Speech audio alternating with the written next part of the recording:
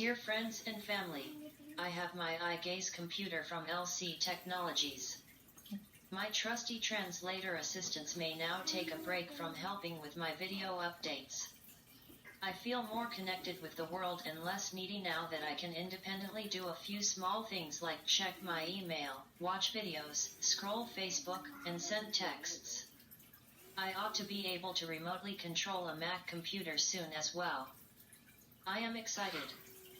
We just celebrated Thanksgiving here in the United States, and I am particularly thankful for two things this year. The first one may sound trite, but it is daily making my life more rich. I am thankful for the basics of my beliefs.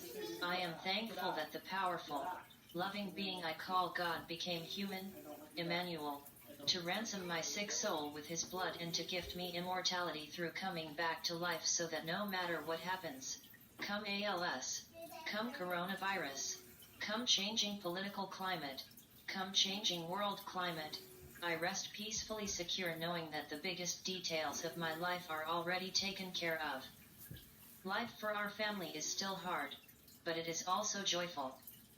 Fellow Christians, may you rest in your inheritance of peace with God. Seekers, may you find. The second source of deep thankfulness is for my feeding tube placement experience. Before I go into details, I have a few questions for you. Are doctors allowed to make mistakes? What about life-threatening mistakes? What if they are so carefully thorough that they catch their mistake based on just a hunch, and then proceed to humbly take ownership of the mistake and arrange everything necessary for its correction? A few years ago in a Facebook forum, a heartbroken family pled with those of us considering a feeding tube to make sure it is placed correctly before leaving the hospital. The G-tube for their loved one with ALS was incorrectly placed, leading to food being introduced into the body cavity resulting in infection and death. Of course, this appeal remained in my mind coming up to the surgery. I was also concerned about breathing and mucus control during the surgery, as it is difficult to understand my speech and I may not be able to communicate should my mask become dislodged, as it did, or should my saliva cause airway issues, which it did not. The doctor had the final say on whether my husband could attend the surgery in order to prevent these issues, and I was grateful that he allowed my husband. The surgery itself was done within a half hour, and although laying flat on the table and having a wire snaked through my nose to my stomach was uncomfortable, it was definitely doable. The only painful part was toward the end as the doctor worked to get the tube into proper position. Several hours later I was recuperating at home, recording our thank you video and savoring the joy of drinking broth after my fast for surgery. We had barely posted the video before we received a call from hospital asking me to fast again and come back the next day for a scan of my abdomen.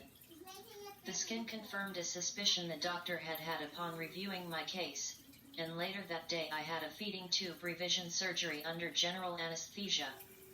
Upon regaining consciousness I was able to breathe using my Trilogy and nasal mask, and I was able to return home after a few days observation.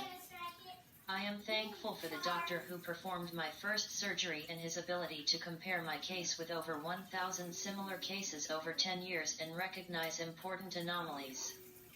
I'm thankful to the hospital for cultivating an atmosphere where mistakes are caught by careful review and corrected through efficient collaboration over multiple departments. Mistakes will happen in every hospital. Not every hospital will develop the atmosphere necessary to handle them well to achieve the best possible outcome. I am thankful that the hospital and the multiple doctors involved in my case were able to do that for me. So thankful. In other news, after reviewing results for correlation between disease states and diets including animal products, and improvement of disease states with plant-based diets, I am trying a vegan diet for a few months to see how my body likes it. I will continue to use honey and other bee products, and I will be consuming most of my food cooked as I tend to react less to cooked food. I'm trying to rotate the foods I eat as I continue to develop sensitivities to new foods. I'm also trying to incorporate as many colors of the rainbow into my blended soup meals as possible for the phytonutrients. It's fun to eat the rainbow. I've never tried so many new foods before in my regular diet. Most of the soups have been utter failures, so once again I have appreciated the G-tube. And a few soups have been super tasty. I will keep you posted on how things go. Next July I will be able to test how my body reacts to cannabis thanks to South Dakota legalizing its medicinal use. I would have preferred it to only be available medicinally, but evidently most voting South Dakotans disagreed with me. Thank you, South Dakota, for giving me this opportunity. There are many more things I could say, but I will call it quits for now. God has me in his hands, God has you in his hands, and bring on Christmas time.